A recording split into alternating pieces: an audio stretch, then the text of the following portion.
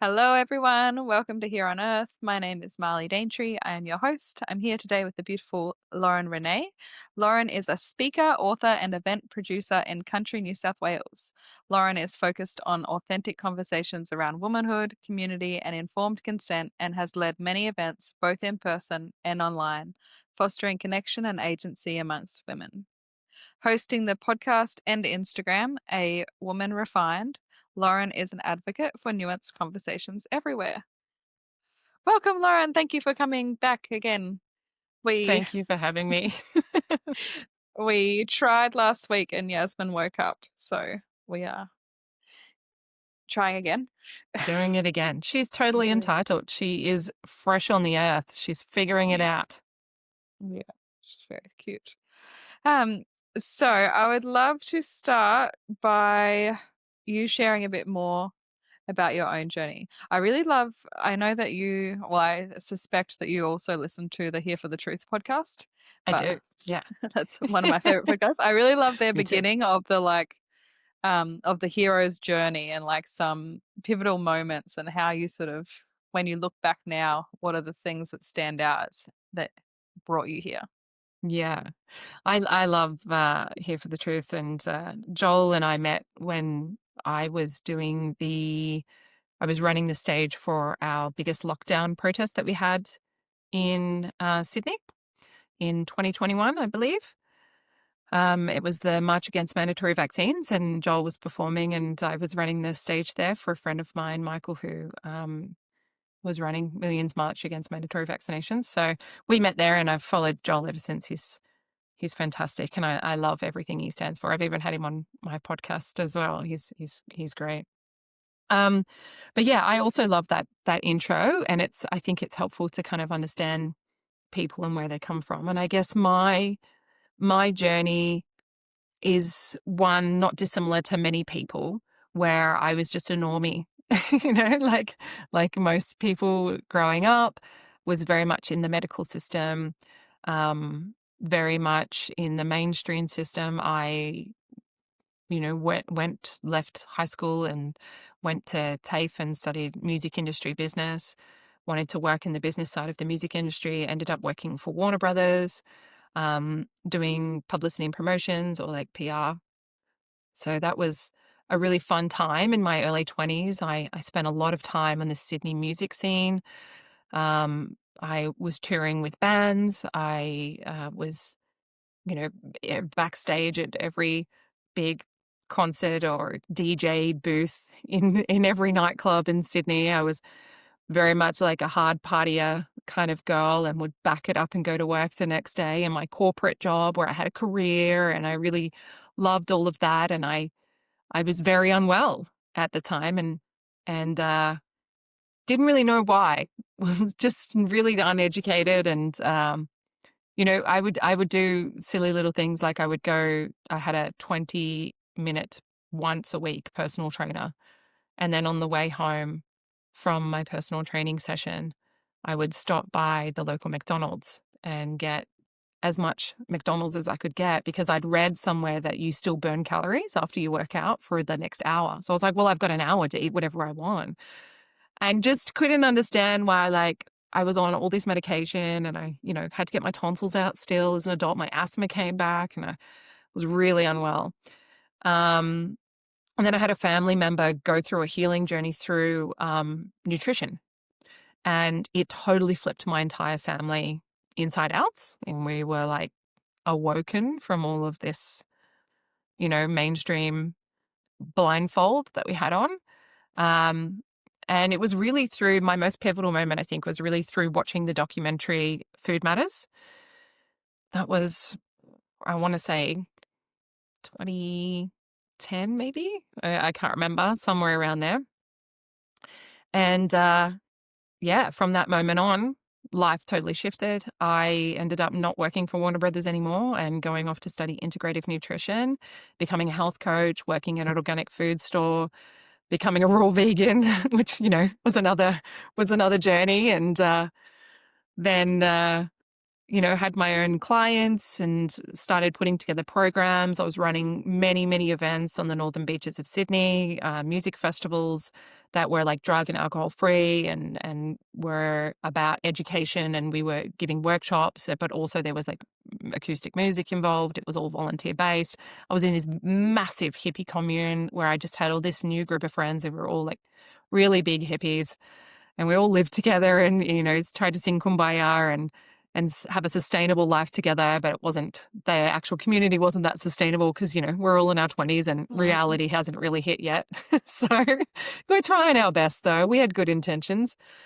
Um, yeah. And then I had, um, like something really traumatic happened to me about 8 years ago now. And that just shifted my life again. Or before that, I actually went overseas and lived overseas for a little bit and was putting together more programs to help young women.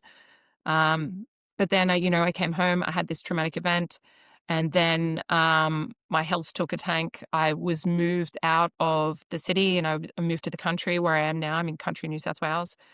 Um, totally removed from my community and suddenly thrust into an area that had lots of married people, no single people, whereas before I was around all single people and no married people, maybe one or two.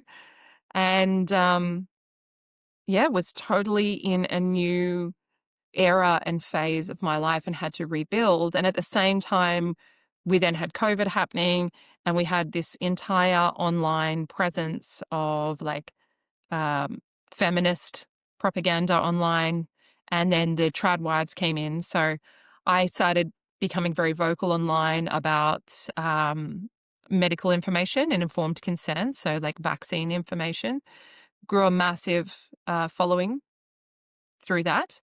And then, kind of got sick of talking about it and I was breaking down all of the studies for the layman and interpreting what all of that data meant for everybody who's just a normal person and helping people understand what that meant. And I'm very well versed in like taking research and being able to explain what that means.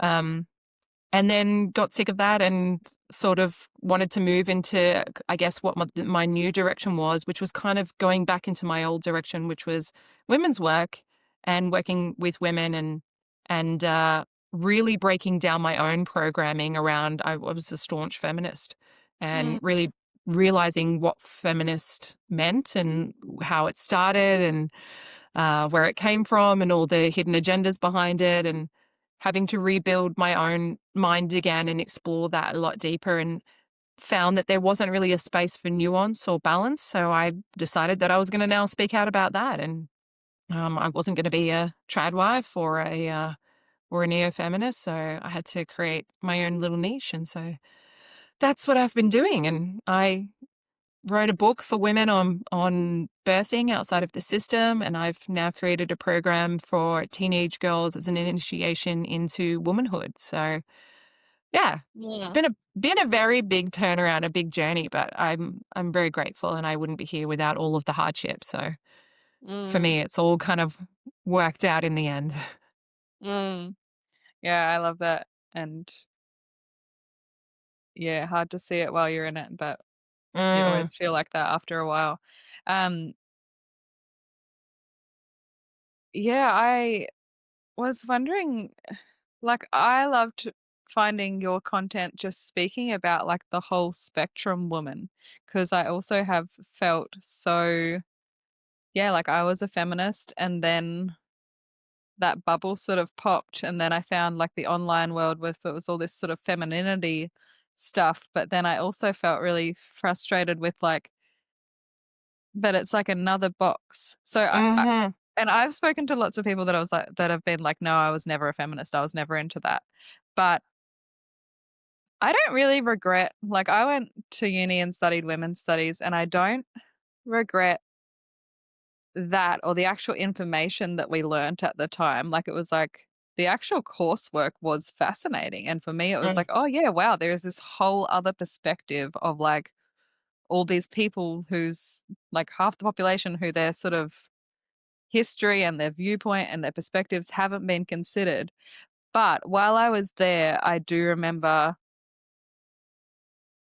I was lefty and woke at the time, so I didn't really notice. But now looking back, I could sort of see the seeds of like I remember one lecturer saying like it is kind of odd that the women's movement has become about men. And like and but she said it very delicately, and then I think Mm, she of was fired like the year after I left or something, so I was course. like, oh, that was odd. Like, and I remember being in study groups and things coming up, like doing readings about things, and I don't know, be like, I don't know, just saying things, and people would be like, oh, are you like a radical feminist, or are you like cis cis, I don't know, all the language stuff, and I felt like, Mm. no, like I'm just being normal. Like, what's what? I'm just having a real opinion. And because I went to uni when I was a bit older, so I felt like lots of the people that I was surrounded with hadn't actually like lived and had relationships and had these things come up. So I was like, no, this stuff does happen. Like people do. Anyway, so I'd love to know how did you become a feminist? Like, Really good question. I think that it was just a natural progression of growing up in millennial culture. I don't think that anybody, being woman or man, escaped the effect that our society and culture had on us. The music, the movies, the magazines, the TV shows, like the expectations that were the barriers that were broken down, which then allowed much more risque conversations. We had things like Sex in the City and like promiscuity and all that kind of stuff that was really promoted towards us under the guise of like women's empowerment and there are some good things that came about that. Like women learned a lot more about their own bodies. Women got a lot more agency and were able to become a lot more empowered to place boundaries and say no or leave relationships or jobs or that kind of stuff. There's good things that came from it, and I think this is half the trouble when we're having these conversations because people either want to be like, no, feminism bad, all bad, mhm, every single thing bad, or feminism good. It's the only way. It will be our mhm, savior, and if you don't believe in it, you hate women and you have internalized misogyny. So, yeah, I think that there's some good stuff. So I think that it was just a natural progression for me. But I had a funny journey because I grew up not having very many friends. I was quite heavily bullied at school, and the only friends I did have were boys. And in fact, in my street area where I lived, and I grew up in the Blue Mountains, there were 8 boys in my age, and I was the only girl. So I hung around with boys most of my life. I grew up with boys. I felt like I was one of the boys. I really understood men and boys and the male mentality. Um, and I felt very accepted there, very close to that. And I felt like the push. I had a real sisterhood wound. I felt like that real push away from women. I didn't understand women. They didn't like me. They didn't want to be near me. Some of it was racism, and I know that sounds very odd to people watching this now in 2025, like, "You're a white woman." I was not a white woman mhm, in 1994 in, Australia in the Blue Mountains where I was like a dirty little wog that nobody wanted their kids to play with. Um, it was a very different time. But, some of it was just, my personality as well, which is very strong, very in your face. And as a kid, didn't really have any control over that, was a very intense person, and I think that was off-putting to a lot of people. So I had this real sisterhood wound, and I very much had the opinion of, like, "Screw everyone. I'm just here gonna look after myself because you're all gonna screw me over. You're going to betray me anyway, so I'm going to protect myself." So I think that was kind of like the introduction to feminist ideology for me was like a fight or flight response, of fear response, of like I'm going to be abandoned here or hurt, and I have to protect myself and be on my own. And that's what I see as the larger culture of the feminist movement is very much this defensive position as a whole that mm, needs to attack in order to protect. And I just don't agree with that anymore. Once I healed that within myself, I think I was able to see it a lot more within the culture. But mm, yeah, I think once I started to heal that sisterhood wound, and that was really when I came into um, the hippie community, and I started to get a lot of female friends. I had one or two before that. As I was growing up, I had suddenly a whole tribe of women, and I was running women's circles, and I was doing all this women's business stuff, and I had to learn real quick how to love women and what women were about, and that really opened up my eyes to like, oh, okay, now I want to learn more about women, and I want to promote women, and women are great. I love women, and I'm a woman, and I've got all these great things, all this stuff that had hurt me before had been healed. And so I really threw myself into that. And part of my personality is to swing hard one way and swing hard the other. So something as I've come into my maturation has been really to heal that part of myself and to find that middle ground and to find that nuance and to not go to the extremes anymore, which I just see in society so much now.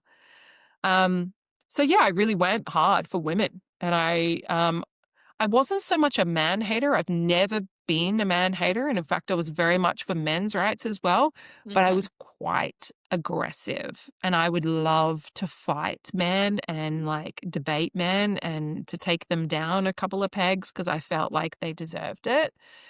Um, so that was kind of like my stance at the time. I think it just naturally came in the ways that I was being as I was being exposed to different parts of the world, I felt like, as young people do, emboldened to take on the task of fixing the entire world through my opinion, you know?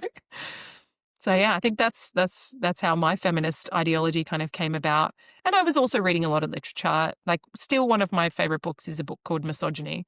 I think it's a great book, even though I don't agree with all of it.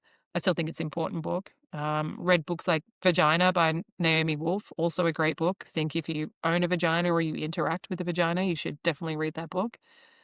It's there's a lot of literature that I went into as well at that time. So I think it was a slow step-by-step progression, but I think my personality really like catapulted me to the front of that line. It's so funny. It's just so relatable, everything that you said. Um, it's funny, I was just thinking my children are Pakistani and their father's Muslim. And I remember when my first son was born, I was like nervous about racism because I was like, oh, I've got this like baby and like racism exists. And I remember my dad saying to me, like, you don't know. Like he was like, when I was a kid, like Italians and Greeks were like there was so much racism. And he's like, look around now, it's like totally part of society. He was like, don't worry, it'll change. But we'll see. But yeah. Um, and yeah, I totally relate to it's interesting to think about my time as being a feminist. My time like it's like a You've an done your official service. thing. But I think about it about like, yeah, my own Had an family honorable wounding, discharge. but my own family wounding and how that was sort of reflected into Mm, yeah, like I grew up with my dad, my parents were separated. I lived with my dad a lot and I just found women yeah, I thought that girls just didn't like me and that they were mean and that they were bitchy and that boys were just very simple and easy and mhm. usually pretty friendly. But I'd Fun. also fun. Yeah, and I had that thing of just the boys seem to have more fun. They seem to get more freedom and they seem to have more fun. Um, but I do remember being a teenager and feeling quite frustrated because I felt like I'm one of the boys. But then it's like we all get drunk and either they start hitting on me or they go to hit on other girls. And I'm like, but I'm one of the boys. It's like, no, you're Yeah. not. Like, and Oh, it was man. only I when get it. I got much older and looking back and being like, I see. Like, because I used to be so offended. I used to be like, aren't we brothers? It's like, no, you're not. Like, what do you, Yeah. yeah. And I think as well of like, yeah, so much time not understanding the relationships I was in. Like, I don't know, Mm. thinking, yeah, sort of not understanding the reality. Yeah. How do you feel about male and female friendships now? Like, Yeah, it's such a great question. I was thinking about this today because I have quite a few male friends and I just don't buy into any rhetoric that is hard one way or hard the other. I think it's dangerous and I think that it's incorrect normally. I think that it can be done and I think that it can be done in toxic ways and healthy ways. I think that you can absolutely have male and female friendships that are under the guise of friendship and are actually something else. And I think you can absolutely have one person waiting and pining for someone else under the guise of friendship. And had there may be ulterior motives to friendship. I would argue that deep down people know when that's happening, but maybe they don't. Maybe they're not as aware. But I certainly can feel that when there is that dynamic with me and a man, and I will put distance between myself and him. But then I have men in my life, wonderful men, who I call on when I need them, and I have no problem, and no one I know has any problem with me being friends with them. Um, on either side, their partners, my partners, whatever. Um, it's I think it can be done in ways in which you enact boundaries. So there are, topics that I don't discuss with them, or there are, I probably wouldn't be like, "Do you want to come and sleep in my, do you want to come and sleep at my house, by yourself and me by myself?" You just don't put yourselves in those kind of situations. Not anything would happen, but it's just that there's understandings. Um, Around what's appropriate and what's not appropriate, I think. I Mm, don't speak to them all the time either. They're not like my best friends. I mm, don't talk to them in the ways that I speak to my women. Um, but I think they have value in my life. And I think I need male interaction and male advice and male perspectives and from men who have my best interests at heart because they love and care for me. And a mhm, lot of the times it's in a sisterly way or in a friendship kind of way. Um, And I don't think that I think that, every single one of my male friends, we have been single at the same time and nothing has ever occurred. And, I don't think that that's ever a threat. So mm, I'm a depends person. I'm neither like, yeah, it's fine or you shouldn't do it. I think I'm a depends. And I mhm, think you need to figure out between you and your partner what you feel comfortable with as well. Like what's going on there. Are mm, they feeling uncomfortable because they've got some stuff going on within them, or are they feeling uncomfortable because they're picking up on something that you're not? And be honest and have open conversations and mm, yeah. And I think it's nuanced like everything. mm, mm. Yeah. Yeah, no, I definitely don't believe in any like hard rules for it, but I did find that once I had a baby, I felt like I don't have anything to talk about with men anymore. But I feel like it's just like my life was consumed with like baby and breastfeeding, and I'd find myself, yeah, that I'd had predominantly male or at least half male friends most of my life. And then yeah, in motherhood I felt yeah, I don't know, that I guess a lot of my focus changed. But Absolutely. also I've been thinking about this week about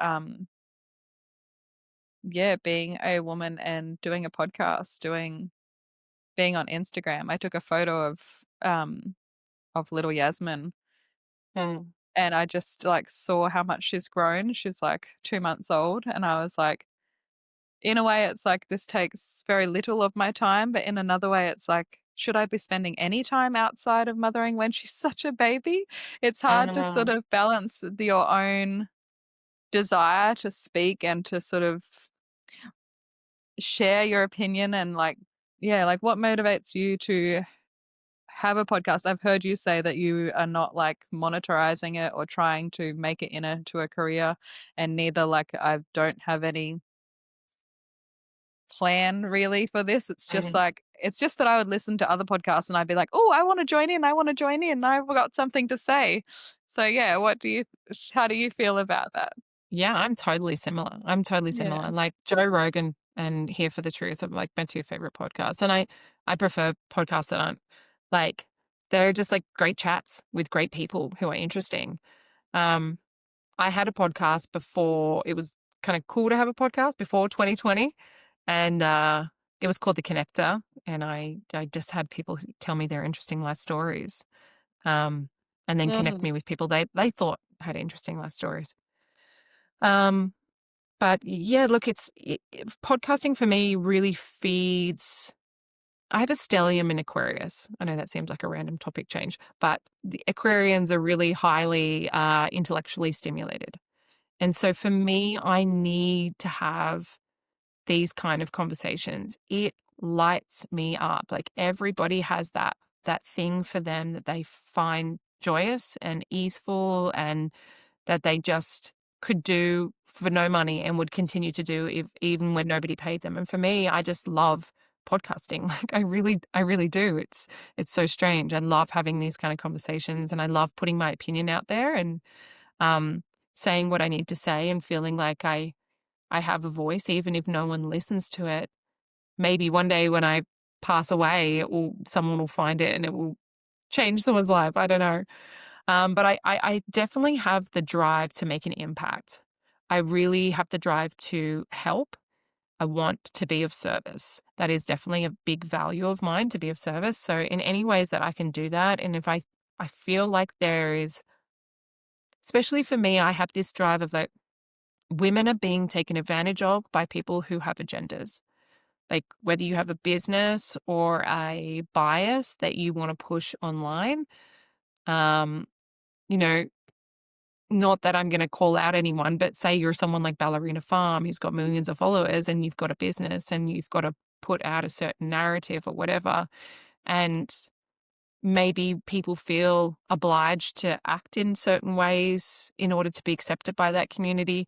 I really want to be of service and be like, there's a place for everyone here as you are as an individual. And you don't have to meet any criterias to interact here and to listen to what's being said and to feel like you can understand this content. You don't have to agree to some doctrine of feminist or a trad wife or whatever, or divine goddess, whatever it may be.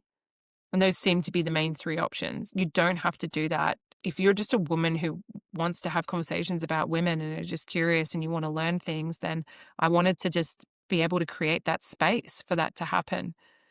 And I know lots of very interesting people who I think have very valuable things to say. And I feel like those conversations are just not being had because there are agendas and bias behind things. And I just wanted to be that space where it's like, when people come on my podcast, we have no topic. Like some people, Mm. they have topics and that's what they're going to talk about, or it's like a business thing. I've got this course upcoming and I'm promoting it. Um, for me, it's just like, come and have a chat and let's see what comes out. And there's never a plan. We just go, yeah, let's have a chat about that. Sounds good. So yeah, I just want to create that space, I guess. Mm. My Mars and Venus are in Aquarius. Do you know what your human design is? I do. I'm a manifesting generator. What are your lines?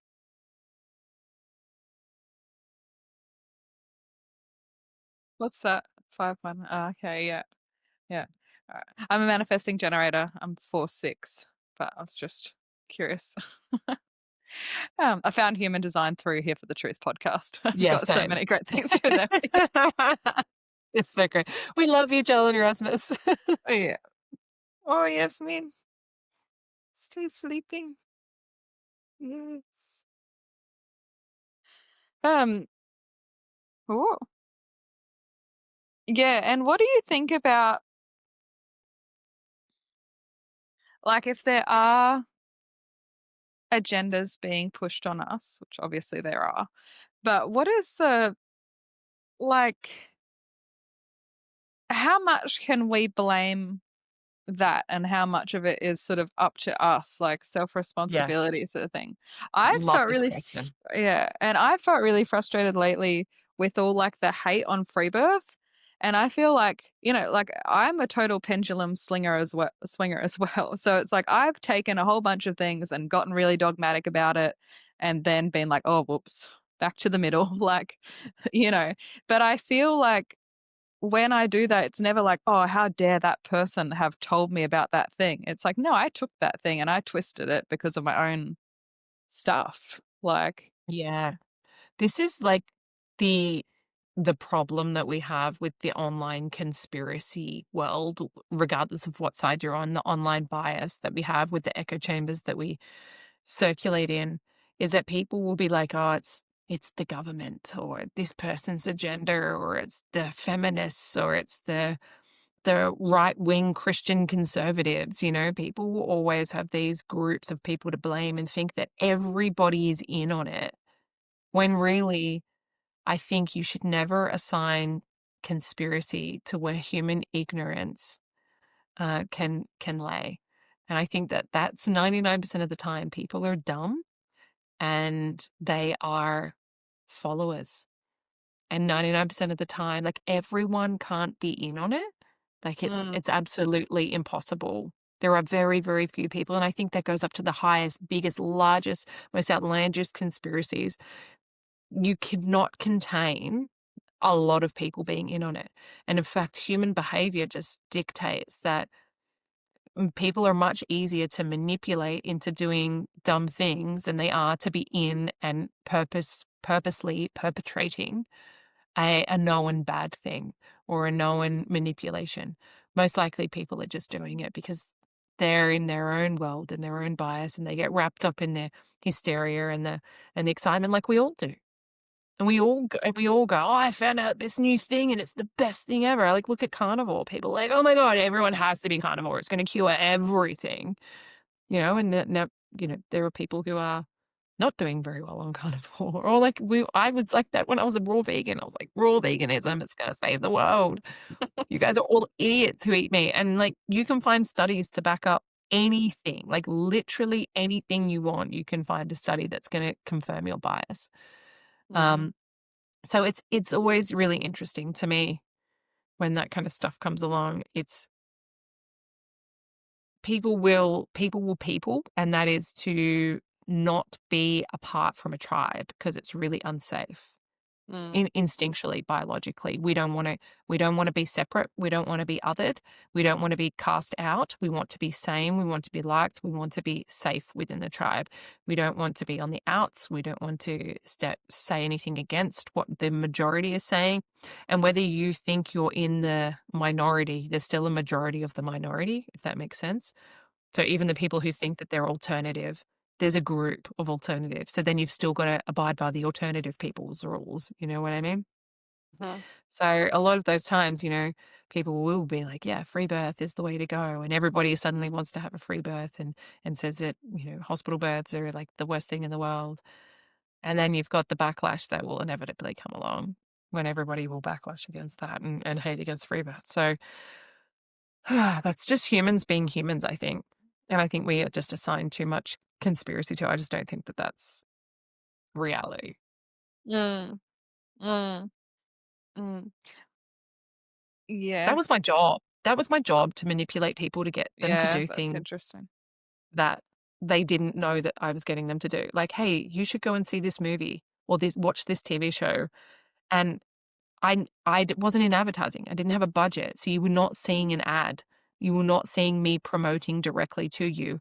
I was very subtly manipulating the information around you to surround you with it to make you think it was your idea that you really wanted to go and see it and you really wanted to engage in it. I know how this happens. This was literally my job to do that. So, um, I think that people underestimate the power of that. And this is where, do you remember when NLP was really huge a few, like 10, 15 years ago? Everyone was doing, what was that name of that course? Someone's yelling at the screen right now because they know what it's called. It's some kind of leadership course. I can't remember, but it was like some NLP brainwashing stuff, and you had to pay like $4,000 to do it, and everyone was doing it. Uh, Can't remember, I but can't it think. was, Did that was that like the one and it turned out and like now people are saying it's a cult and that there was yeah, yeah, yeah. It's yeah. like that, it's but they would it's so funny because like, everyone who went into that was manipulated into going into that, and that course taught you how to manipulate people. It was really like it was the most Inception shit I've ever seen before Inception even came out. It's crazy. I went to, like, this like, I had a friend who was deep into it, and he was like, "Come, Mm, come and let us talk to you," and I went head to head with the woman he brought from the institute. So, mm, like, And I was like, "Mm-mm," and I fought her, and she was like, "You are just committed to being disagreeable." And I was like, "Yeah, I am." Like, "What are you gonna do about it?" She's like, "We can help you with that." I was like, "I don't wanna be helped. Thank you. Bye." Um, what do you think about everyone becoming Christian lately? Look, I think look, you're gonna get in trouble no matter what you say, but Yeah. Honestly, I found myself being like, "Oh, maybe I should be Christian." Like, it sounds pretty good, and then being like, "No, I just can't." Like, so I don't yeah, I sort of get it some days. I'm like, "Oh, yeah, that sounds nice." And then it is pretty sometimes nice in a lot of ways. yeah. I think that having something to believe in is very important. I'm a big proponent of faith. I think that it's vital for a society to have beliefs in what happens after you die, and also that someone is watching over what you do, because then you behave in different ways. If you think that death is the end and there's nothing more, the way that you live on earth is going to be very different. Same as if you think that no one's watching and no one's checking whether you're going to be a good person or not. So I think that, there are some very great benefits to Christianity. And I myself, I believe in God. I don't call myself a Christian. I can't align myself 100% with any doctrine. I don't think that anybody has it 100% correct. Um, so I think that though humans, like I said before, love to be part of tribes. And I think when you've had a big swing to New Age, which is very boundaryless, um, people will want to swing hard the other way and they want to be contained. And this is why you had a big swing, particularly towards Catholicism and Orthodoxy Christian as Mm, well. It's like that Christianity is like big containment. It's mhm, like big restriction. It's lots of boundaries, lots of rules. And after you've been really free and flowy and all that, you want to be like compressed. You want to have mm, that understanding. And um, I think a lot of people also went really dark with new age stuff mm, and felt the loss of control and felt the nefarious energies that are out there. Because I absolutely believe there are, things that can affect us in the spiritual realm. mm, Um, So I think that in order for them to feel safe, and the way that they created safety was to go towards Christianity as well. And I don't necessarily think that's a wrong mhm, response. I think that is a very valid response. Um, but yeah, it's just not. I think that, like a lot of things, we get social contagion and there's a trend and people want to go with the group. So there might have been a few people moving legitimately in that direction. But just like with everything, there's going to be a bunch of people who are just doing it because everyone else is doing it. And that's where you get a whole bunch of Christians who are not really Christians. And real Christians talk about those Christians as well, people who say that they're Christian, but they don't act like that. They don't know the scriptures. Like, I know their scriptures way more than most Christians I know. I mean, there mm, are some really great Christians that I know who know their scripture off by heart, and I go to a lot of them when I'm because I love studying that kind of stuff. That's like a passion of mine. So I'll ask my friend who is a um, reformed postmillennial Calvinist, and I'll ask my friend who's a Catholic, and I'll ask my friend who is Greek Orthodox, the same question and see what mm, comes of all of those responses. mm, So, those are great Christians because they know their doctrine, they know their beliefs. And but then there's people who are like, yeah, I'm Christian. And I have friends that have said this to me. And I'm like, you are not Christian.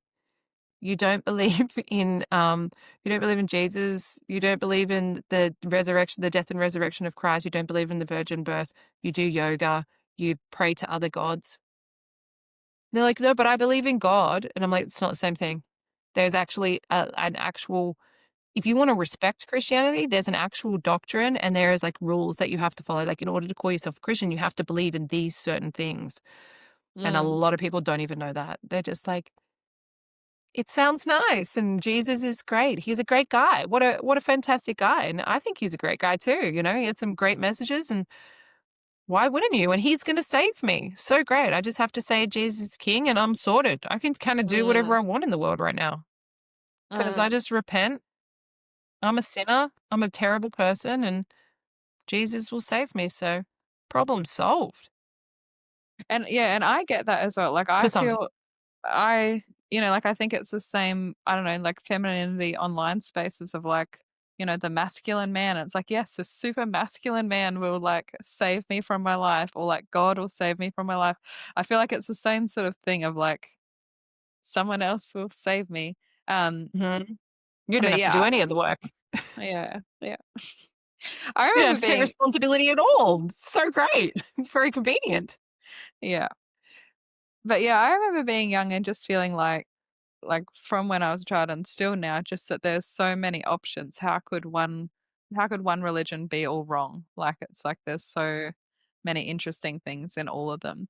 And it's interesting what you said about someone watching you. I haven't Yeah, I guess that's true. I guess I have moments of thinking like, "Oh, will I go to hell for this?" Or like, "Am I bad?" Um, but Even if you I think that there's, like, ancestors watching you yeah. or guardian And angel. But my idea of karma as well, I remember like, yeah, again, even as a child, feeling like karma is instant. It's like you do a bad Mm. thing and you feel bad, and like the energy is there straight away, sort of thing. So it's like,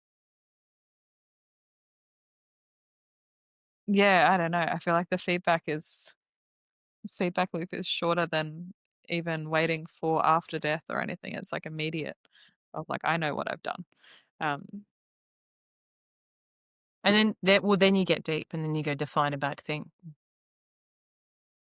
Are mm, you thinking it's bad just because 'cause you've been told it's bad? Have you been raised to think it's bad? You know, all these sort of things. Is it bad because you would feel bad if it was done to you? It's very tricky. It's a slippery yeah, slope when you start questioning that kind of stuff, you know?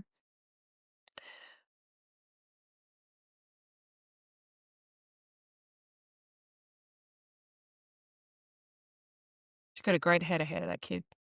she's so cute. She's so cute. You've got great hair. I was looking at your Thanks. photos. You do have beautiful hair. I should, you should. Had not much of it a few years ago because I had autoimmune issues. I had autoimmune thyroiditis and all my hair was Yeah. thinned out, but yeah, it's Wow. resolved that, so feeling Yeah. good about my hair again. I have a Leo moon, so my hair's very important to me. If you Yeah. watch my podcast, it's just like 2 hours of me putting my hair up, putting my hair down, twirling my hand around my fingers, putting it to one side, putting it to the other side, like, I'm constantly touching my hair. Yeah. Yeah. It's fun. Um, I was just, yeah, wondering, that you don't speak about some of your private, that your podcast is separate to your private life. And I was Mhm. wondering, yeah, like why? How did you make that decision? I find it sort of sometimes see things and I think, oh, I should do that. I should be more private. And I find it like difficult. It's perhaps as well that I haven't been on social media very long. I have a very small following. I hadn't had anything that's sort of like, yeah, I don't know. I I was originally not putting my private life super on, social media. There were parts a lot that I was sharing, but there was some that I was always keeping a little bit private. Um, and when I started speaking out during COVID, I was doing it on my personal account. I didn't know any different. I was just sharing the information that I had for my friends. I mean, I had maybe like 100 people that followed me, this friends. Mm, And I started to blow up with like lots of people that I didn't know started following me. And I was like, oh, um, and then I started getting really creepy messages. People were kind of like alluding that they knew where I lived. Some man like texted me and was like, "You're a little terrorist." And I was like, um, okay, this is very scary now. Um, mhm, at the same time, my account was getting heavily shadow banned. So I'd made the decision to create a persona, and that was that InstaCheck. That was the information that I put out for all the vaccination stuff was under that InstaCheck. Um, And I decided to not use my full name, to not give anything about my private life. So nobody knows where I live. I say very generalized things like country New South Wales. If I speak about anything that happens in my family, I say my family member. I never specify who that person is.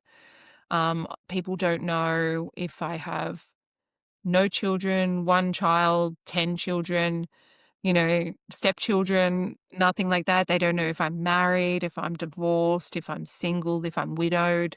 Like, people have no idea.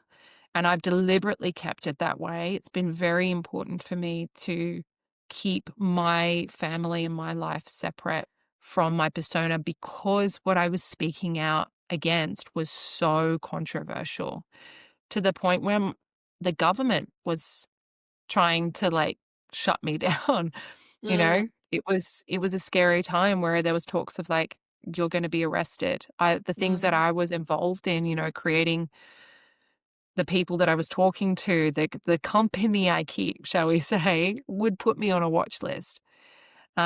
And not my family doesn't deserve that. They mm, they have no choice in how they're being affected by my choices, if that makes sense, and the things that I choose to speak about. So, yeah, I decided to keep that really separate, and it's really served me well. If you listen to my podcast, I do speak about some things. If you've bought my book, you know that I have given away some bits and pieces, and I'm not trying to make like an Easter egg hunt for people at all. It's just that I try to be honest, but still maintain a level of privacy that I'm comfortable with. Knowing what I know as well, having a friend of mine who is an ex-detective who worked in, um, like, child sex crimes, and, I had a friend who was a detective as well before that, and he spoke very strongly of, like, the things that happen on the internet, and to be very careful about what you put out publicly, and I really took that to heart. I was very much like, "I trust you, I believe you, and I'm going to do that." And so I choose to listen to them and believe them, and mm, keep that part of myself private. But also, I had very loose boundaries when I was younger. I would tell everyone everything all the time. I had no privacy. I told everyone because I felt like if I said it first, they couldn't use it against me. mhm, It was very much part of my personality to just be like, I'm so open. You know everything about me. I would tell everyone the most intimate personal details of my life all the time. And even on the internet, I would share it. Publicly, I would very much be on display for everyone. So it's been a new and interesting journey for me to kind of keep things for myself. And it's been a nice kind of practice in like keeping things sacred. mhm, And that's been really beautiful for me to hold, and actually, through holding and containing those boundaries and that security, it's allowed me a lot more freedom, ironically, to say what I mm, wanna say because 'cause I'm not worried anymore about mm, the repercussions. And the people who I speak with, like, some things that I've told you because we are going to speak. There are people who know and who I just immediately trust and think I'm gonna make that choice to share things with them. Um So it's not like I'm secretive to everyone. It's just I feel like I've got a nice balance now where I feel like it's appropriate, and, mm, it just takes a while to get there, and it's gonna be different for everyone, I think. mm. Yeah, it's interesting. I guess there are people who have like who I've listened to their story on a podcast or something, and I've been like, wow, I can't believe they shared that. And I'm so glad they shared that because it like, like stories are medicine. Um, and there is that part of me that feels, is it different for women and especially like mothers, my children and things like that. It's yeah, like during like COVID and stuff, not much really happened where I lived. There was a little march one time, but I remember I had Mm. a newborn baby and I was like, "Oh, we should go to the march." And my husband was like, "No." Like, it's too hot. And I remember feeling a little bit like, "Oh, I'm like letting the team down or something," but then feeling like, "No, I'm just gonna stay home with my baby." Like, what's the Yeah. what's out there for me, or like what do I Priorities. yeah, Yeah, yeah. absolutely. I think it's difficult as a woman to balance those things, we are a lot more vulnerable in so many ways, and, it is I think it's a deeply personal thing in what you feel comfortable in putting yourself in front of um, and what you're comfortable being a part of as well. It's I've seen the consequences of that, and it can be quite scary. I've actually had legitimate stalkers where I've had to go to the police before, and that's been, "Oh, you g hello, is because someone come to join us." Akila. Akila, hello. Yeah, I thought you were asleep. Are you gonna go to sleep with Daddy? Hmm? You don't know. She's beautiful. She's so cute. They're all so cute.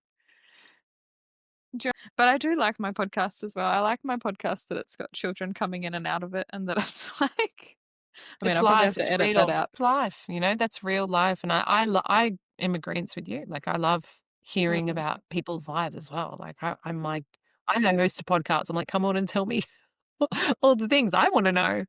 yeah. Um, I think it's tricky. It's a tricky thing, and it's gonna be different for everyone. Mm. I think the line that I heard you say on a podcast where I was like, "Oh, I'm messaging her. I want her to come on my podcast," was when someone asked you the question of like, "How do I work without being masculine?" And you're like, "No, just shut up. Like, stop. Like, you're a woman. You're not masculine." Like, Yeah. and what do you think the importance is of that? Like, sometimes I do feel like it's a semantics thing of, and like in German New Medicine, I've seen that you've interviewed Martine, and yeah, like they do talk about male and female perspectives and that each hemisphere has that. But I feel like that has been, I don't know, like we've sort of lumped male and female perspectives in with masculine and feminine. And then yeah, so in German New Medicine, if you misinterpret that, it's like, oh, that's justifying trans ideology. It's like you had a conflict shock and now you're a woman. And it's like, no, that's not Percent. that's not what it says, but I can see the So glad. confusion. I'm Yeah. so glad you said that. Yeah. Yeah, I have a pretty strong stance on this, and this has been something that I have been speaking out against for quite some time. Um, my view is always that women are feminine and men are masculine no matter what. Masculinity is a human trait displayed through the male form, and femininity is a human trait displayed through the female form. I don't think that a woman can be masculine, and I don't think a man can be feminine. And I actually think it's quite detrimental to a man or a woman to think that, or to think that they have to integrate that. That's all right. Sorry, I'm just messaging my husband to come get her because she's now playing music. Just having a party. I like the music. Yeah, sorry, you were saying that it's detrimental to confuse these things or to Yeah, like exile these parts of ourselves. Yeah, I think that it can be very confusing for men and women to think that they have some kind of feminine or masculine opposite inside of them that they either need to suppress and get rid of because it's wrong, Hmm. or you need to integrate it and become more of it.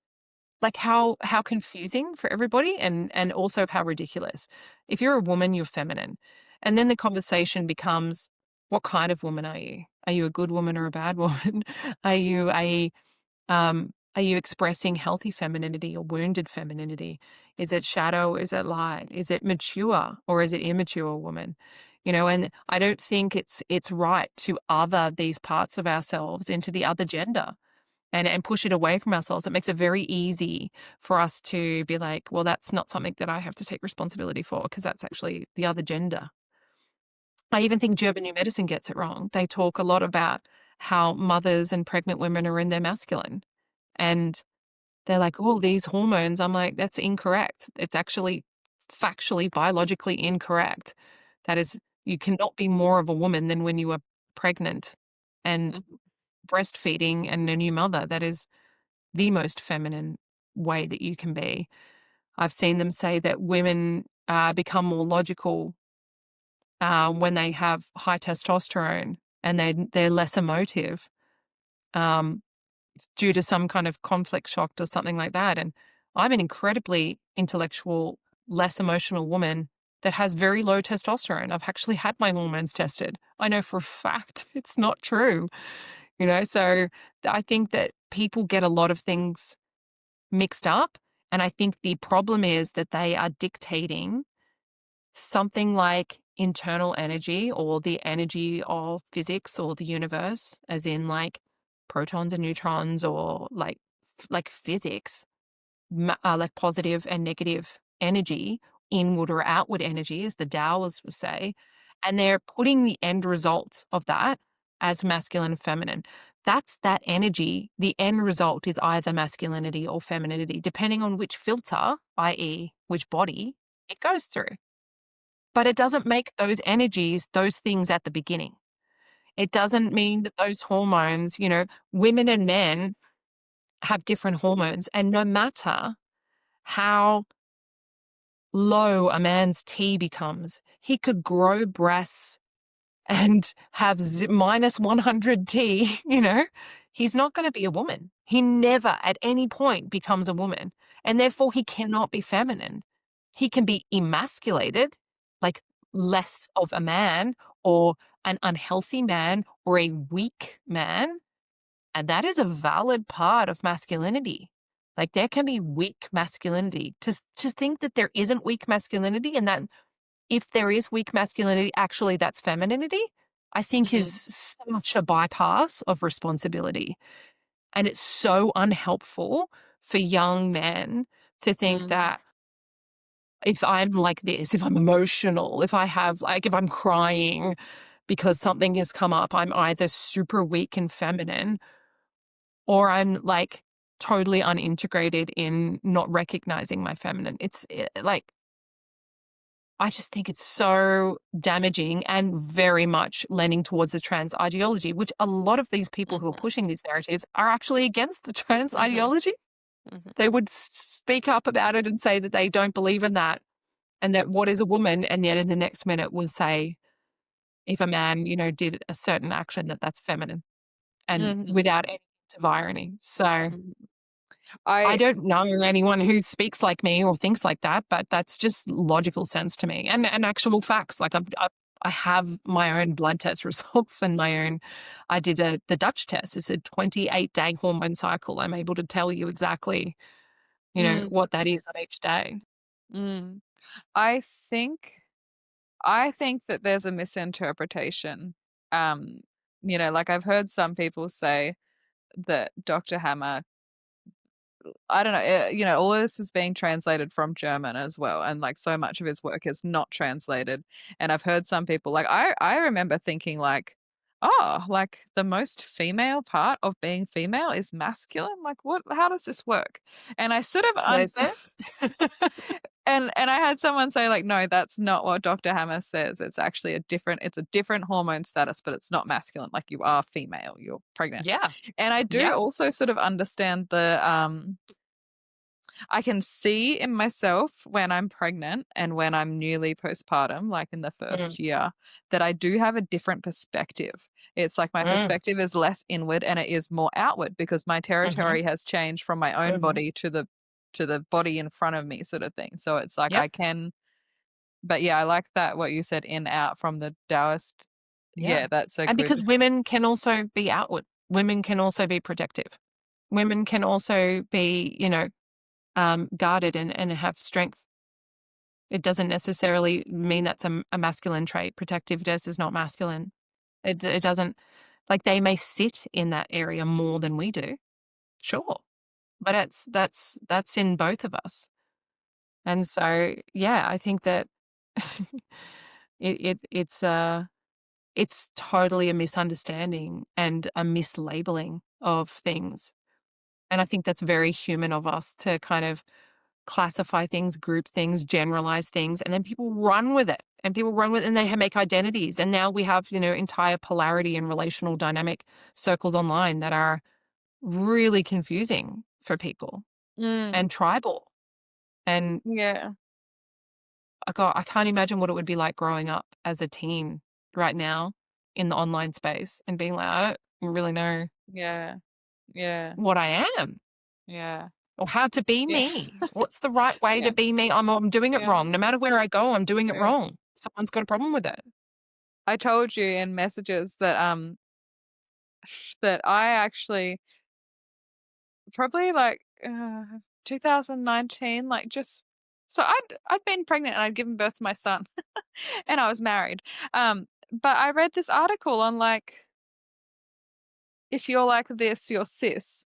And I was like, well, I'm not any of those things. And I was like, I must be non-binary. I think I even told my husband, like, what are you talking about? But he was like, oh, okay, all right, whatever. Um, and then someone sent me all these podcasts about gender ideology. And honestly, at first I was like turning them off and I was like, this is transphobic. And then I was like, but wait, what's she gonna say next? And then I listened to the rest of it and I was like, oh my God, like what have I been thinking? But it was like, yeah, like I'm not this little box of Mm, woman, so I must be whatever else they're talking about. But must then be. like years later, like I don't know, yeah, at the start of this year, thinking like, oh, I'm too masculine and like how do I be more feminine? And I think it was like a video of Martine where she said something about I think she was making a joke about like you can you can like doing home repairs. It's not gonna like turn you into a man just because you touched a toolbox. Mm, And oh I was my like, God. yeah, like good point. Like, wait a minute. And I had felt so yeah, just annoyed in like conversations that I'd have with people thinking, I'm not yeah, we're not less of women. And again, if you look at it through a German New Medicine perspective, it's like, so we are the way that we are because of the conflict shocks that we've had. And it's like, but so you're saying that things that happen to you can make you less of a woman? Like that doesn't make sense. And also, I felt really annoyed in feminist circles that people would often speak about like I'm doing this for my daughter or my like I don't want the world to be like this for my daughter and I'd always feel like or for my son like all of these things are relevant for my son as well Mhm. and then again into like this masculine feminine world of the other like side of the pendulum I'd feel the same things of like no my son is a complete human like he also yeah like it's again sort of putting someone into a box. Like, Yeah. And it's so easy to just say, like, can you just be the best version of yourself? Is that a healthy response that you're having right now? Or is that like a traumatic response that you've had from maybe a quote unquote conflict shock, which, you know, we all knew in psychology before German New Medicine came along that people had shit happen and it affects them in the past and it affects them in the future. Like we all know we put up psychological barriers and we put on masks and we have adaptations that happen in our body, in our behavior, in our language, in our persona in order to keep us to survive. That's what our body does. And our body's very, very good at keeping us alive and keeping us surviving. Um, and we never used to label that as like well, this means that you're no longer who you inherently are. mm, Even with the trans stuff, I find so interesting because when you were a transsexual beforehand, or even once you had the surgery, you would be transgender. That was very much known as like, hey, this person's had something happen to them that's been quite traumatic, and they're they this is their journey that they've gone on. These are the barriers that they've kind of put up in place in order to deal with whatever's happened to them. And when you speak to psychologists who deal with trans people quite a lot, and I have several friends. I have 6 friends that are psychotherapists, several friends that are psychologists and psychiatrists. And I speak to them about this all the time, and they have clients. And one of them said to me, there is not a single trans client that I have that has not had a sexual assault happen to them in their childhood. So it's like it's not wrong. It's not like how they are is obviously a response to something that has happened. Um, but to deny that is where the crazy comes in, and to say, "Oh, you've always been a woman. You were," to change someone's birth certificate. And even I have a friend who is a trans person, male to female, and he was quite upset. He's an elderly gentleman, in his 60s.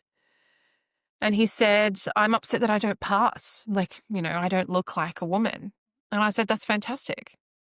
"Why is that fantastic?" And I said, because you don't pass, that's great, because it actually honors. If you were to pass, I would never know your story. I would never know in the entire part of you that makes up you. I would never know this man, let's call him Bob, I won't use his real name. I would never know Bob's whole story and how Bob came to be Regina.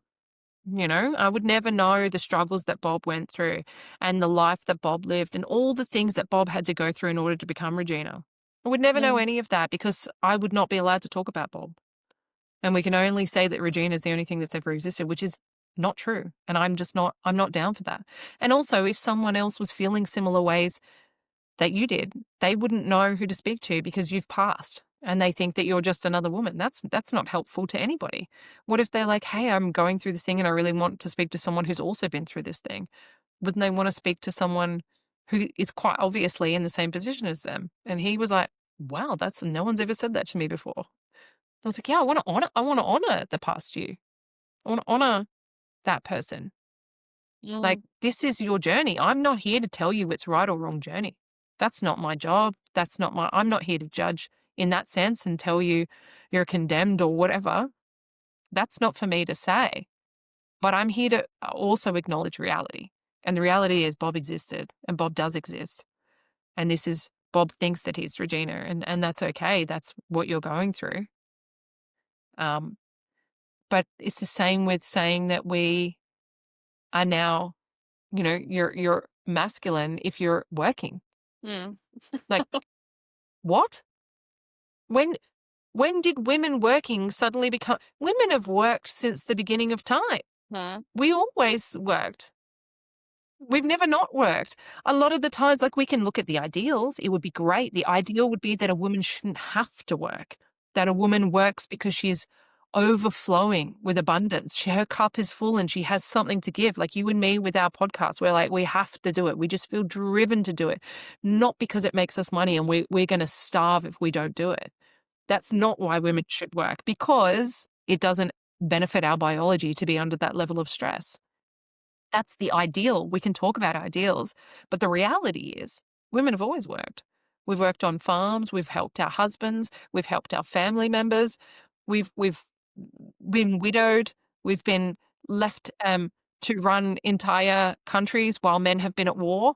mhm, There's never been a time where women really haven't been working at all. mm, So it's a misnomer to kind of say that you are masculine if you're working. mhm, I have this saying where I'm like, it's not the thing, it's the how and why about that you do the thing. mm, Like, how are you working and why are you working? That's actually what matters to me more than whether you're working at all. If mm, you're working because you think that you must work or that you're not good enough or you're not womanly enough, you're not independent enough, that you're pathetic or useless or weak if you don't work, or if you're working yourself to the bone, you're pushing yourself where you're like stressed out and your cortisol's through the roof, you're trying to compete with men, trying to keep up with men. That's the how. And then you end up with an autoimmune disease and mhm, stressed out. Like I'm telling you, I know. Um, then that's going to be the problem more than just someone who's like, I feel really good and I feel like I've got all this creativity in me and mm, I want to have a little side business. There's all those mm, memes like the feminine urge to open a coffee shop that's also a bookstore, that's also a floristry, because that's just how we are. We're naturally overflowing with that, not because we need to fit into a masculine paradigm. So I think it's so dishonoring of women when we say that if women are to do anything, that makes them masculine. Like we just take agency away from women, and I don't like that. I don't like Mm, that at all. We just don't honor a full woman. Like, we're not a whole woman. And all that we mm, are and all that we do and all the beauty that we have, we just go, "No, that's masculine." mm, mm. Seems Yeah. ridiculous to me. Yeah, no, I love that. Do you remember that show, Black Books? That was Yeah, like I love black books. that was always like my dream that I'd have a bookshop that like it didn't matter if it made any money and but Yeah, that you and your friends would just go and drink red wine in. yeah. Yeah. Yeah. Perfect. Um yeah, and again when my son was little and he would do things and I'd sort of or like, I'd dress him in pink and stuff and wear a little fairy dress or something. And then I would think like about the sort of trans ideology of like, oh, that means he's a girl. And I just felt so frustrated of like, wasn't the whole role of feminism like breaking down these boxes? And then it's flipped to be like boys can wear pink and now they're actually girls. Like they're actually switched. Yeah, what happened to tomboys or, gay men just disappeared, you know? Yeah. That's what I was saying about, like, the trans stuff. It's like, I'm actually accepting you for who you are. Yeah. The people who are telling Yeah. you you've always been a woman and affirming your delusions, they're not accepting you for who you are. I'm actually accepting you for all that you are and the reality of what you are. Yeah. I'm not here to tell you it's wrong or not, but I'm accepting you as you are, which is actually, I thought, what we were all supposed to do. Yeah. We were all And supposed totally to be like more of ourselves. and if you erase genders, then it's like gay doesn't even exist. It's like, how can you be gay if you can just switch? And but Well, yeah, that's why and you have so many advocates now speaking out about that in the yeah, lesbian and gay and bi communities. 'Cause they're yeah, like, it's our entire sexuality is based on the fact that yeah, there's 2 genders, yeah. and Um, trans is not a sexuality. yeah. And I guess I never when I started thinking about it differently was thinking about children because I had always felt like, oh, everyone can just do whatever they want. Like I don't care if people want to be if they want to like change genders or call themselves something else or anything Exactly. like that. Do what you But gotta do.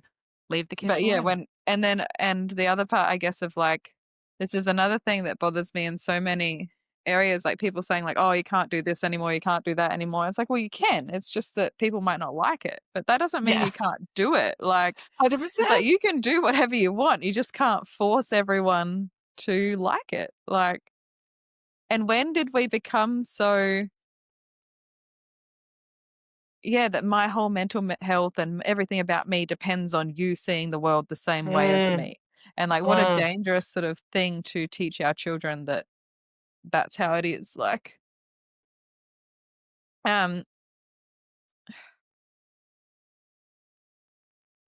so yeah, just one more thing that I used to get annoyed about when people said like, "Oh, it's for my daughters," and I'd feel like it's for my son too, is like beauty standards. I saw on a story on your Instagram Mm. about like the leg shaving thing, and I've seen that Gillette. lots of times. Yeah, and about how that was all advertising and that hair, like it, it was accepted that women had hair. And yeah, and people used to always say like, "Oh, I'm growing my hair for my daughters or whatever," and I felt like and I'm as much brainwashed as anyone else. I think it's pretty like, I think it feels nice to have shaved legs, and at some time and I'm pretty slack about it, and I'm like, also for my son, I don't want like, I want him to have a realistic idea of what a woman looks like and to not grow Yes. up and feel disgusted if he Mhm. sees natural like, yeah, Women. just a natural woman, Yeah, and, yes. absolutely. It's so funny because if you speak to any man that shaves his legs, i.e. cyclists, they also find it really wonderful. They're also Yeah. like, "Oh, my Yeah. legs feel great." And they always talk about, "Hey, do you get into bed and then your sheets feel really silky?" Like, I remember a couple of guys in my high school who started doing, like, competitive cycling and being like, "I gotta talk to somebody about this." And because I was friends with all the boys, guess who they spoke to about it? Like, everybody finds that really nice. There's no Mm. one that doesn't go, like, it's just a natural thing, "Ooh, nice and smooth," you know? Um, but it doesn't necessarily mean that you're, adhering to some kind of, like, propaganda, even though there are versions of that that exist. I don't think that A always equals B. I think that 2 things can exist at the same time. I think there can be propaganda, and it can also just naturally feel really nice to have shaved legs, and it also does look really nice to have shaved legs because you get to see more of the shape and more of the skin and more of the indents in the leg, and that's something that it can be very attractive to somebody to some people if you're a leg person. But yeah, there are also it's also important to educate ourselves and be knowledgeable and talk about, like, the propaganda and the money-making schemes behind it all, and Gillette realizing that they could only sell to half a population and thinking, "How are we gonna sell to women? Oh, let's tell them that they should shave too, and tell them that underarm hair is all the rage." Ironically, that all the European women were shaving their armpits, which we now know is the opposite of what happens. Um, and then the legs and everything else, but I think where it goes too far is when we start to make ourselves look like children, in particular, when you look at, like, pornography, and, like, the explosion of the Brazilian that happened in the '90s and the 2000s. And I think that's very dangerous for our brains to see that, like you're saying, for your child to see it. Not only for your child to see it, because as parents, we're quite often naked in front of our very young children, and that's getting clocked whether we express it to them or not. That's what they're seeing as normal. But also for your partners to be sexually aroused by a woman who actually looks quite like a child and quite childlike. And that also went hand in hand with the waif that happened in the '90s. The Kate Moss era where everyone was super, super thin and, very childlike. No breasts, no hips, very thin, very small Brazilians. It's a funny thing when you look back and you think, "Why was this pushed?" Previously, early '90s, we had, like, Cindy Crawford, women who had curves, who were womanly, who Mm, looked fertile, which is the biological reaction to feminine beauty. It's like, "You look like you could carry my children and that you wouldn't lose them, if you tripped over or, you know, you there was a famine and you went hungry for a little bit, that you wouldn't lose my mm, DNA, wouldn't lose my prodigy." So that's very attractive to me. But we really got brainwashed into thinking that that is actually, high class, that it is elite, like people talk about all the time now, that it's, like, very, old money to be thin and small-breasted and small waist, and it's a bizarre thing, and to be curvaceous now, and I think that came along with Black culture as well when that came in. It's mm, now thrown the other way where we're all a bit confused, our biology is a bit confused, like, we find large bottoms or hips attractive because we know that they have lots of DHA stored in there, and that's really good for our bodies. Like, we don't know that, but we know it biologically, and we are attracted to that, but then we have a lot of propaganda around things that may not be attractive around that, like the whole obesity movement that came out, and and we're told that that's beautiful now, and so it warps our brains again, and so we get these conflicting messages all the time that kind of screw us up, like with the shaving stuff. It's all these beauty standards are evolving. And I think my stance is always we have to just be honest. We have to always be honest and tell the truth. If we tell the truth, we can't go wrong. So, like, if we can say this is obese, this is unhealthy, and I'm not going to normalize it and say that that is a healthy woman. Same with that is malnourished. That is anorexic. That is disordered eating. Your periods have stopped. Why do women have abs? You shouldn't have abs. You should have a soft belly because actually that shows me that you have womb protection. That's what a healthy woman is. If we can tell the truth, then I think we come back a little bit more into alignment with nature and reality and objective truth. mm, mm. And I do think sometimes I know, again, this has been a pendulum swing one for me. But like with the Brazilians and things like that, like I think sometimes it's like, yeah, I get it that you're like that you have this indoctrination and you think it's great or whatever, but sometimes you do have to actually like do something that's uncomfortable anyway because it is better for society. Like, and our even with legs and armpits and things, and I don't mean, like if you got a fancy event, sure, but to Mm. show, yeah, the world what women look like in all the ways, and the same with like Botox and plastic surgery and aging and all of these things. It's like, and filters and all of it is like to actually for us all to know what humans look like because it's important for us to recognize that in each other. Um, Yeah. but yeah, with the pendulum swing, I feel like in my early 20s, I was like really appearance obsessed. And but it really did come from a place of insecurity. So then when I found like feminism and stuff, I sort of went the other way and was like, I'm doing Same. nothing. I'm doing Same. nothing. Like I will never spend money altering my physical appearance again. And then Yes. sort of come and I remember when I was young that I'd go to work and sometimes like if I'd done my hair nicely or something, it's like my job would be so much easier. And I and then I remember feeling resentful about that Mm. Yeah. and feeling like, how dare this influence so much? But also feeling like, wow, this is great. Why didn't I like get fit earlier? Because actually life is easier. Like, can I just Yep. maintain this?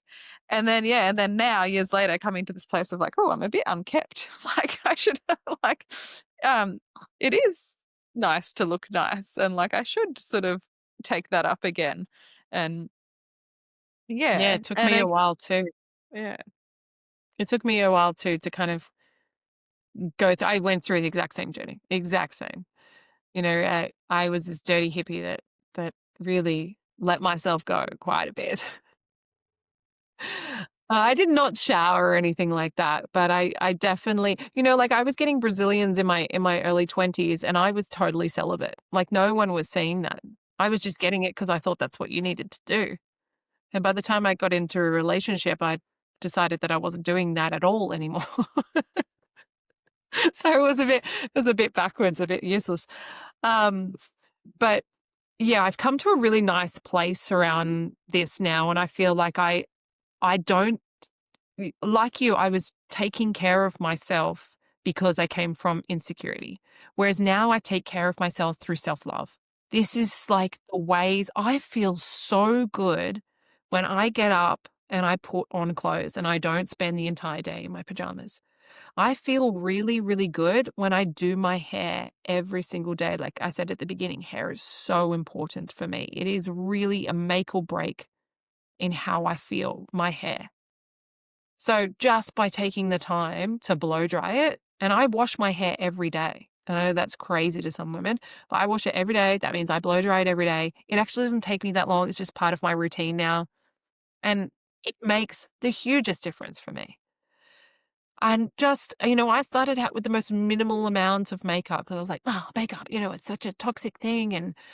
And so like upholding the patriarchal standards and all this kind of stuff. But actually, I feel and look really good with a bit of blush, and I make sure my eyebrows are straight and mascara. Like, that's not a lot. It's okay to kind of like, I don't need to change my entire face and put on so much like the glam that they talk about, the Kardashian glam. I don't need to get glam and contour every part of me so I look like a completely different person. But how nice to enhance the things that I do have, to make it look like I've tried and that I'm want to be presentable to society. Why should you want to be presentable? That's my inner feminist that comes out. Who cares? Well, I care. Mm, I actually care. I like looking at nice things. I don't want to look at someone's dirty teeth. I don't want to smell them when they haven't taken care of themselves. I don't want to, look at someone who looks like they don't give a shit. I want mm, someone who looks like they genuinely care. And that's the same whether I go to their house. We've lost all of our great architecture because people don't care anymore. Who mm, cares? Who cares about making things pretty? Look at all of our art, because who cares? Slap a banana on the wall with duct tape and call it art and sell it for $1 million. Who cares? Fuck the Mona Lisa. Like, it's so important to preserve beauty. Like, these are the things that men went to war to fight to preserve, is our beauty. That look at the marble sculptures like David and all of the ancient sculptures that we have, and the architecture. Like, we can't even replicate that anymore because we've lost the art of that. Like, that is insanity to me that we have regressed in, like, beautifying the world. And in fact, people would say that we're trying to get closer to nature, but actually nature is really beautiful. And a lot of times we were replicating nature. And right now we're so against nature. Everything's square and gray and, like plain and monochrome and plastic.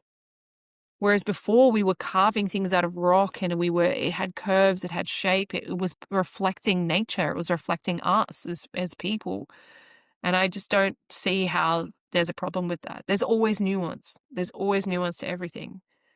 I enjoy beauty. I want to look at beautiful things. I want to experience beautiful things. I want to listen to beautiful things. I want to sit in beautiful spaces. And we are nature. So if we made it rather than a machine making it, I think that's pretty beautiful, in my opinion. Mm. Mm.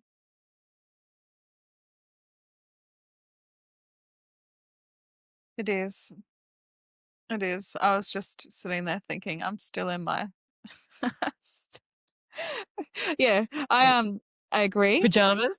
Yeah. But this is the nuance, Yeah, right? maybe. Because you've It is. exactly. And Yeah. you are in your time where you are being cocooned. You are Yeah. in that time where you are more inward and you are more like to be taken care of rather than you having to take care of yourself right now. Like, that's what's natural right now, is for you are incapable of taking care of yourself because you are taking care of something else right now. All of your taking care energy is being externalized. So this is why we live in tribes, we live in communities. Someone would have come and washed your hair and brushed it and put it in a braid and sorted that out for you and cooked your meals for you and gotten you dressed and held your baby while you had a shower and done all of these things. This beautiful community of women that would have helped you take care of yourself when you can't take care of yourself. Like, there are times so we shouldn't put this pressure on ourselves to be like one or the other. There are seasons to life. There are nuances to these conversations. And what you are right now is incredibly beautiful. That's not to say that you're not beautiful in the way that you are right now. I think being a mother and watching a mother is one of the most beautiful things that you can ever see. I am bawling my eyes out every time I see a birthing video. Like, it's just it's gorgeous. That is nature playing out. But that is where you are in, like, this cocoon of love, and I think that's what it is, and it's reflecting the love we have for ourselves and the love that we have for others, love we have for our family and our friends and the way that we take care of them and we take care of ourselves. But there's gonna be times where I'm not resourced to take care of my friends. Mm. I'm struggling and I'm going through it. I can barely get through the day. And there are gonna be times where I'm like, "What do you need? I got you." It's all swings and roundabouts, it all comes around in the end, but we have to participate in that, and we have to not be so rigid and dogmatic and say that one thing is wrong or that it's, the only way to be. I Mm. think we have to give ourselves grace. And I guess I remember being younger and feeling like, "Oh, I can't go out tonight because I didn't shave my legs, so it's like I can't go." Mm, Or being like, "Oh, I can't do that because 'cause I'm just not thin enough, or I'm just not pretty enough, I'm just not whatever." And then I think, mm, like, feeling like I never want to I agree in, like, the beautification of the world and importance in, like, taking care with things and things, but I never wanna, like, feel like, "Oh, I can't do that because 'cause I'm not this exactly, thing anymore." Like, it's like I can still show up. It's exactly. like even if it doesn't, you know, like, and I guess with Yeah, because it's not so your much of my worth. It's not yeah. connected to your worth. Yeah, that's a good distinction. Yeah. Yeah, that you're still worthy. And Mhm, yeah, just perfectionism in general of just like not trying so many things, not starting so many things because feeling like afraid that it wasn't good enough or something and then mm, feeling like, oh, like I'll never do anything if I wait for that because yeah, yeah. Yeah. absolutely. So, I mean, you would take care of your body by, like, eating good food. You would take care of your mind by, like, not listening or watching certain things that, like, freak you out and give you nightmares. Or even, like, I've got the bright light on right now, but I've got blue light blockers on because I Mm, wanna take care of my light health.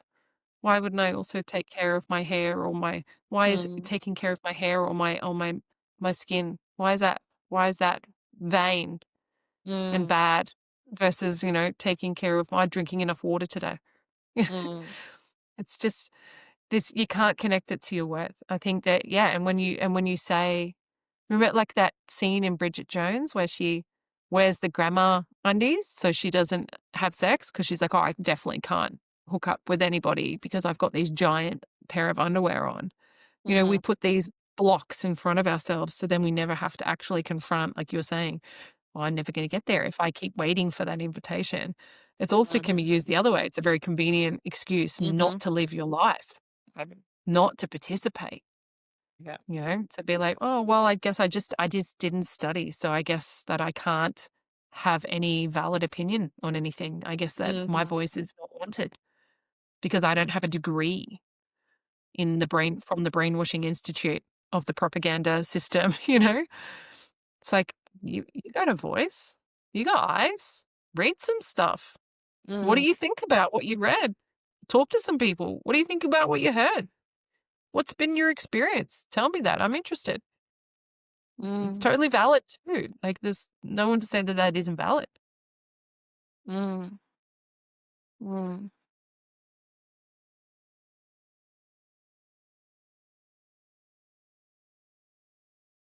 I'm thinking I should wrap up, but I was also I was just thinking, again, sort of questioning myself about like when I share things, what is the motivation?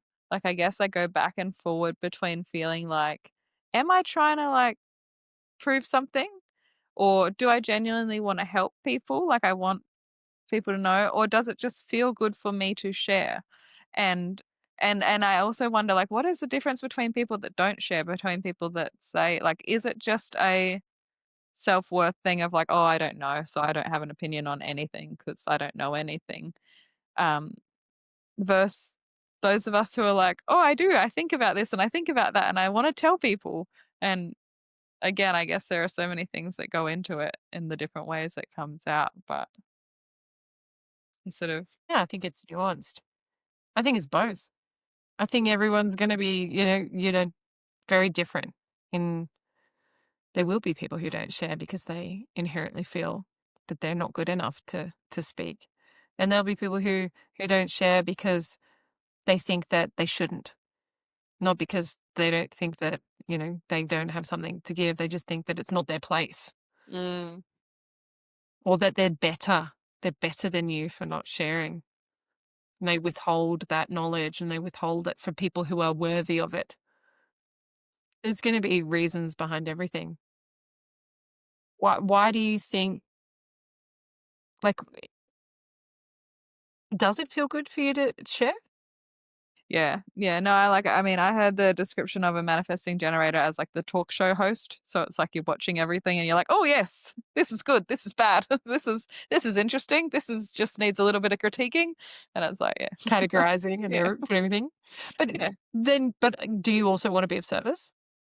Yeah. And I have And an why can't 18 it be both? yeah. I have an 18-year-old sister and I've got little people. So I think about them a lot with my sort of with the stuff I share. And it doesn't have to be one or the other. It can also feel really good for you and it's also of service. You can Yeah. why do we have to make ourselves right or wrong for just how we are and how we're feeling? Like I think it's okay to want to feel good. Oh, if this feels good, so I'm going to do it. How dare you? Like, cool, good, go, do it. Feels good, do it. Are That's you right. hurting anyone? You're not hurting anyone, not causing any harmless or damage to anyone, any person, place, or self. Go Mm. for gold. It's good to feel good. I want you to feel good. Well, thank you so much for spending time with me tonight and sharing all of your wisdom. Thanks for having me. Really appreciate it. Yeah. Yeah, it was lovely to meet you and to get to know you a bit more. I really enjoy your content. I really enjoy your stories. I would recommend everyone to. Oh, well, where would you send people if they want to connect with you? Well, it's funny after saying, I'm not here to monetize anything.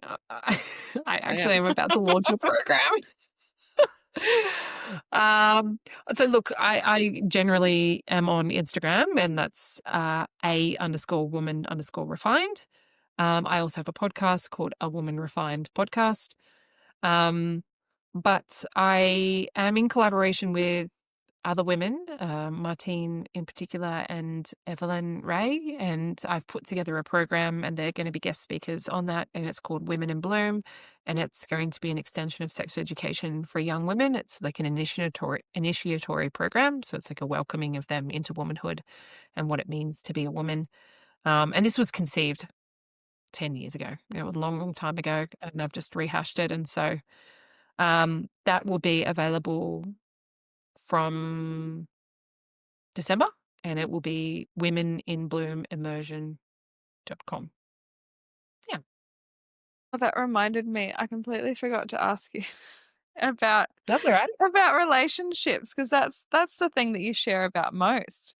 But Yeah. yeah, and I imagine part of that is you're sharing beauty in the world. You share a lot of really beautiful things. You share a lot of really beautiful examples of relationships.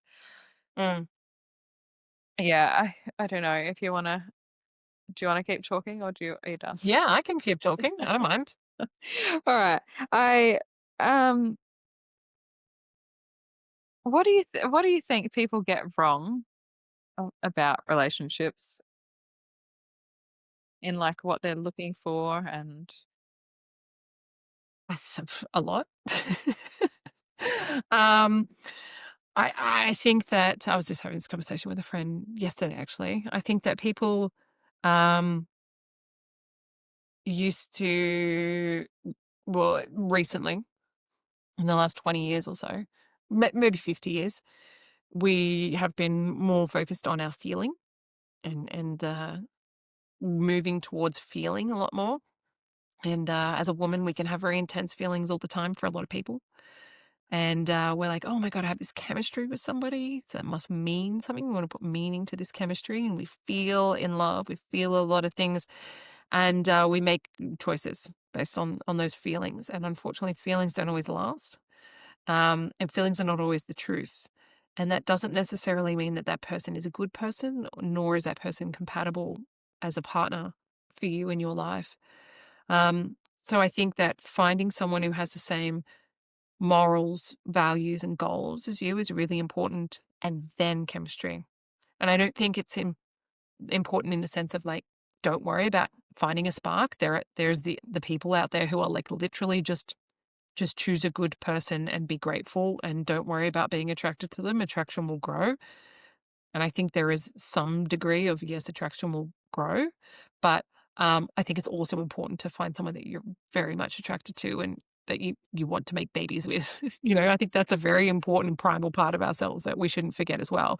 I just don't think it should be the part that's making the decisions because that is not something that's sustainable in long-term relationships and the way that we live in such a nuclear family system right now. You need to have someone who has similar values to you, who's who's got similar morals in the way that you want to bring up children or approach the world, and that you're both going in the same direction, that you want the same things out of life, and that you're very compatible in the type of people that you are and the lifestyle that you want to live. The same kind of person, but expressed in different ways, I think is the right way to go. I think people misunderstand polarity and think that it's complete opposites. I don't think that no. that's true at all. I think that you need to be similar people, but the ways in which you express that should be the polarity and the different in the feminine and the masculine versions of that expression. Yeah, so they say a lot about how men, this is also in German medicine, that men need to be needed. Mm. Um, and I think again that in some online spaces that gets sort of warped to like, will be as weak as possible and like be super needy. And I just like when I look at men, I'm like, no, they don't like that.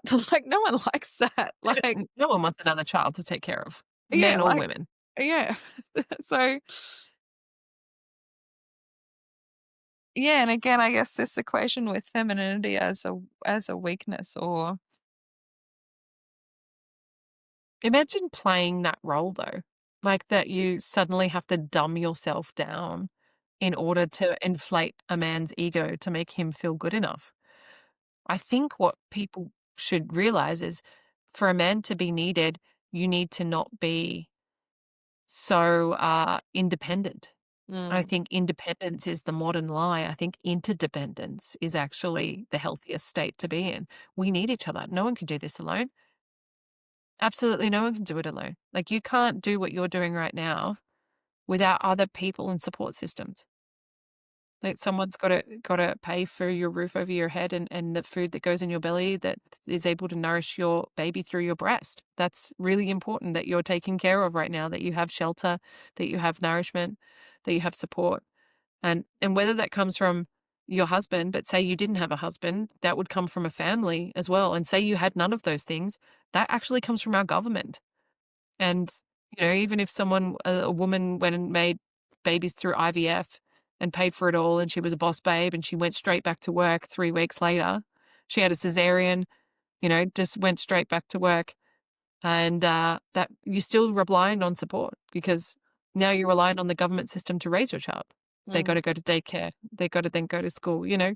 There's no way you're escaping that we need other people. mm, We cannot do this alone. Um, but that doesn't mean that we need to play the role of being helpless because we're not. We're not helpless at all. We're incredibly powerful, incredibly knowledgeable. And I don't think anybody wants someone to fake needing them. I mm, think what they want is to be seen mm, and heard and appreciated. Men just want to mm, be acknowledged for what they actually are doing and like verbally and physically acknowledged. Like I think physical touch is really important for men. mm, Like they like that interaction and they like that acknowledgement, and that encouragement, and it lights them up. They're like, she's seen me and she wants me here. I'm needed here. She doesn't actually like she could do it all by herself, but she's not going to. She's going to let me into her world and mm, I get to give her things and She's receiving my gifts, and all I want to do is give to her. I want to give 100% to her, and she wants to give 100% to me, and that looks very different. We're not giving in the same way, so it's a beautiful dance. It's a beautiful symbiosis. It's a beautiful polarity. But to play a role and be like, "Yes, oh, I can't open this jar. Can you open it for me?" It's a very different thing that feels fake, and I think that mm, that's not sustainable, and people know when you're playing a role or like this whole submissive wife trope that goes on online, mm, which is, you know, comes from the biblical terminology, but not really because the Hebrew word for what they say is submissive actually means the Hebrew means to give oneself over to, which is actually surrender, not submission. So surrender is a very different state. If I'm surrendering to someone, it's a choice and it's because I trust you. And it's because I'm gonna let go and relax a little bit and let you take the lead because I wanna lean into that and I implicitly trust that person. But submission is a demand. mm, It's not inspired action. He hasn't inspired me to let go. He's demanded. mm. And that's not sustainable. And I just don't think it's the truth. And I think that's why you have abuse happen. Because in order to get a woman to surrender, you have to be a certain kind of man. In order to get a woman to submit, you have to force it. Mm, She has to be weak and deny herself, and you have to be forceful.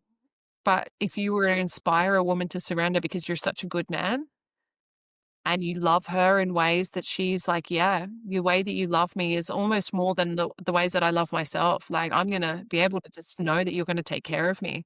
Beautiful. Wonderful. how do you feel about the state of the world and or not how do you feel, what do you think about relationships now? Like, do you think that there are less good relationships and less good sort of role models, or do you think there's always been some people that have done it well and some people that have not been able to sort of. Yeah, that is good question. Again, I was having this conversation with a friend of mine. Shout out to Anna if she ever listens to this, because her and I talk about this kind of stuff all the time. And she was saying to me, look, we can say there's a higher divorce rate now, but women couldn't get divorced before. So, I mean, is it really a higher divorce rate? Are women really unhappy, or were they always unhappy and just unable to leave? It's a good question. Um, I think the humans will human, and there will be humans that are conscious and intentional and want to do self-development and grow in themselves and better themselves and be consciously relating and very intentional in the ways that they go into a relationship and conduct themselves within a relationship. And there'll be people who are so asleep and just sleepwalking through life and just doing things that way and getting emotionally triggered and playing out their familial dynamics and being abusive to themselves and to others. Um, And I don't think that's going to change. I think it's just we're more aware of it now. I think relationships used to be very private for a very long time, post tribal culture into secular homes. Um, and now we're kind of gone the other way. We're getting a nice insight into everybody's life at the moment through the internet. So where Mm. the curtain's been pulled back again. So it seems quite shocking, but I don't think that anything is too different to how it used to be. Mm. I think they're the biggest change that we've had, and it's fairly recent in the last 10, 20 years is the uptick in feminism and women hating men and rejecting men, and therefore the rise of the incels as well, the men who hate women, like they just hate each other, Mm. um, unhelpful on both Mm. accounts. Um, but I see that's a reaction. And the backlash is already happening where there's, like, a lot more marriages happening. The Gen Z are celibate and in long-lasting relationships, and actually Gen Z, like, people in their 20s are getting married more than millennials got married in their 20s, so, the it's already happening, the conservative backlash where people are going more into traditional relationships anyway, so and I think that'll happen until we kind of have that pendulum teeter Mm. out in the middle, Mm. hopefully. I mean, but we won't see it in our lifetime, I don't think. Mm. I wonder what we will see in our lifetime. I hope, I know that every generation says this. I hope something really exciting. I guess there have already been, exciting things. Who would have, I mean, if you can call COVID exciting, but it was pretty wild. Like, 9 we had 9/11. yeah, that was, yeah, We've yeah. had Y2K. We've had lots of financial crises or crises. I'm curious about 2027 and the human design predictions for it's like the end of the cross of planning and the beginning of the cross of the sleeping phoenix, which is all about individuation. So we'll see. See. I mean, Ra's predictions, Ra, like the guy that channeled human design, is the end of the internet, the end of relationships, all kinds of things, but not overnight, but as each of us that was born before 2027 dies. And all of that frequency dies with us. But we'll see. I hope that whatever kind of afterlife thing is real. I just hope that I get to see everything and know everything once I die. That's what I want to know, all the Yeah, you don't secrets. wanna miss the end of your favorite TV show. Yeah, 100%. I exactly. wanna watch the season finale. I get Yeah. it. Yeah. All right. Well, I better go. I don't know whether Akila's gone to bed or whether she's. Don't know. I'll go find out. She's had a party night now that This is mum's the been in latest here. night she's ever had in her life. But oh no, they've just gone to sleep. My husband's messaging me. Well, that's great. But Nice. anyway, I'm thirsty anyway, so I will go. Yes. Thank you so much. You're welcome. Thank you so much for having me and asking such great questions. It was an honor. I'll talk to you later. Thank you for listening to Here on Earth. I hope today's conversation gave you something to think about. If you enjoyed this episode, please share it with a friend or leave a review. You can find me on Instagram at hereonearth_podcast. Until next time, I hope you enjoy your time here on Earth.